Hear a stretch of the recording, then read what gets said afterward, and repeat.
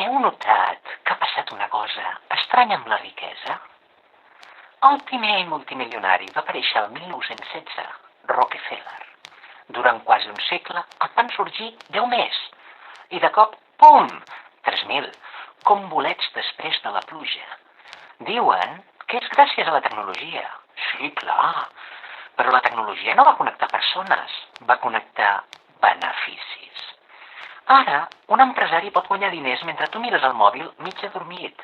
No venen productes, posseeixen sistemes. Els tubs invisibles per on circulen els diners. El 2004, els multimilionaris donaven 13 milions als polítics. 20 anys després, 3.000 milions. Això ja no és influència, és societat limitada. Un govern per accions. Les polítiques ja no serveixen ciutadans, serveixen patrons. I cada crisi econòmica, per art de màgia, els fa més rics. Cada ideologia promet llibertat o igualtat, però totes acaben al mateix lloc. Un cercle petit de gent que ho posseeix tot. Terra, energia, mitjans, moneda. Només canvien el nom del joc. Capitalisme, socialisme, democràcia. Diferents banderes, el mateix tauler.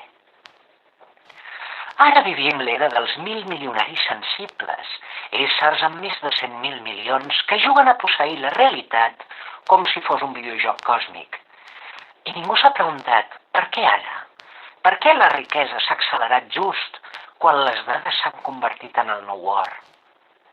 Potser l'economia no ha evolucionat, potser ha mutat en un organisme que s'alimenta de tots nosaltres, silenciosament, eficientment, eternament. Només és una teoria, és clar, no és pas un fet.